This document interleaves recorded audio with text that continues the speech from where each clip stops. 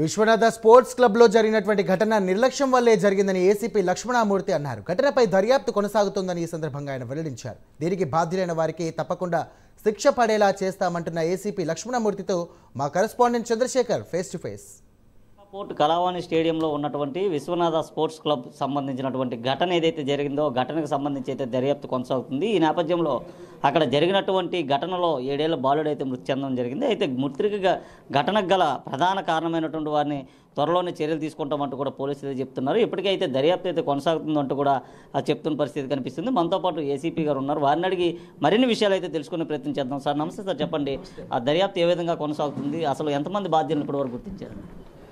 ఇందులో ప్రధానంగా Vishwanath sports complex యజమైనటువంటి Kashi Vishwanath గారు బాధ్యతగా ఇప్పుడు గుర్తించడం జరిగింది. అతని కింద ఎవరైతే ఉన్నారో అతనికి అది సబులిగా మానిటరింగ్ అంటే సూపర్వైజ్ చేయడానికి కొంతమందికి ఇచ్చారు. వాళ్ళని కూడా బాధ్యత చేస్తాము. అది ఇంకా నిన్న జరిగింది కాబట్టి దర్యాప్తు కొనసాగుతూ ఉంది. అయితే వాళ్ళ నెగ్లిజెన్స్ క్లియర్గా ఉందని మా దర్యాప్తులో ఇప్పటికీ క్లియర్గా అది ఎస్టాబ్లిష్ అయింది. కనుక సెక్షన్ మేము ఆల్టర్ చేసి కేసుని ఒక పనిషబుల్ సెక్షన్గా మార్చాము. అది దర్యాప్తులో ఛార్జ్ షీట్ కోర్టులో ఫైల్ చేయడం జరుగుతుందండి.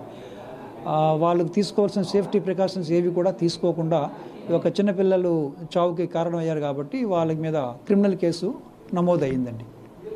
సార్ ఆయనతో పాటు మరికొంతమంది కూడా ఉన్నట్లుగా చెప్తున్నారు. పెద్ద మొత్తంలో కూడా మ్యాన్ఫ్లై చేశారంటూ కూడా ఆరోపణలు అయితే వినిపిస్తున్నాయి. ఇది ఎంతవరకు వాస్తవం? అంటే మీ అర్థం అవ్వలేదు మీరు చెప్పింది.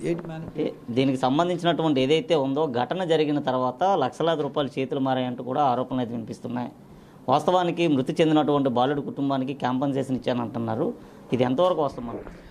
అది మాకు సంబంధం లేదండి. మా వరకు రిపోర్ట్ ఇచ్చారు, దాని మీద దర్యాప్తు చేస్తున్నాము. వాళ్ళు ఏం మాట్లాడుకున్నారో మా దగ్గర జరగలేదు, మాకు సంబంధం లేదండి. సీసీ కెమెరాల విషయంలో కానీ అక్కడ ఉన్నటువంటి 5 విభాగాలకు సంబంధించినటువంటి అధికారులతో దర్యాప్తు అయితే కొనసాగుతుందని అన్నారు. 5 విభాగాలకు సంబంధించి కూడా ఇన్ఫర్మేషన్ ఇచ్చారా లేదా?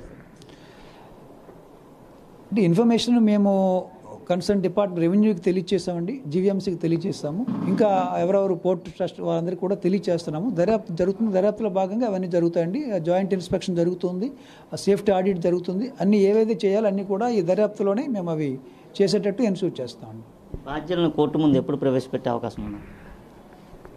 దర్యాప్తులో ఇప్పుడు తొందరలోనే, అంటే కోర్టు ముందు అంటే ఇది 7 years లోపు సెక్షన్ కాబట్టి కోర్టు ముందు ఆ రిమాండ్ అది చేయమండి, నోటీస్ ఇస్తాము, కేసు కోర్టులో ఫైల్ చేస్తాం.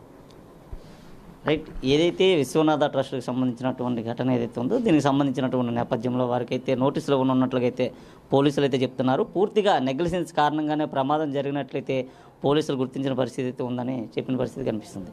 వీడియో జర్నలిస్ట్ జీవంతో చందు, ప్రైమ్ 9 విశాఖ నుండి.